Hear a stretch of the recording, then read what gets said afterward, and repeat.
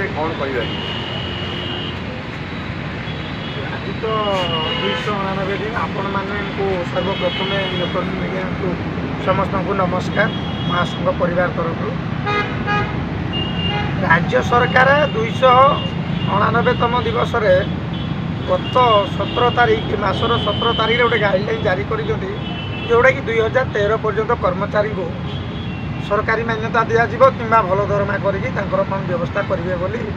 मुहर प्रकाश कर गाइडलाइन जारी कर आम राज्य सरकार को हाथ जोड़ी अनुरोध करुचु कि जो मानकर 60 वर्ष हो जाइए सरकार तरफ जो गाइडलाइन जारी होती 60 वर्ष पर आपण मैंने बाहरी जी से अत्यंत आमको बहुत दुख लगुच कहीं आम चाकरी काल में आम दरमा पाई पार्लुनि आज भी 3250 टंका पाऊँ से आमर कौन टीए डीए ग्राच्युटी इंक्रीमेंट कौन सी जिनस आम पाई पार्लुनि तो आम मानक 5 वर्ष हुए तो बयस सीमा वृद्धि करा जाऊ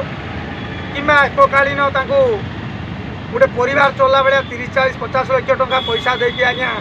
सिस्टमेटिक करा जाऊ ताहले आमे खुशी हेबू एवं 2014 पर थिबा आम कर्मचारी को द्वितीय पर्यायर आपण देइथिबा कथा द्वितीय पर्यायर तांको भी मध्य दरमाभुक्त करा जाऊ एतिकी करा गले आमे माने राज्य सरकार को पाखरे चिर ऋणी रही।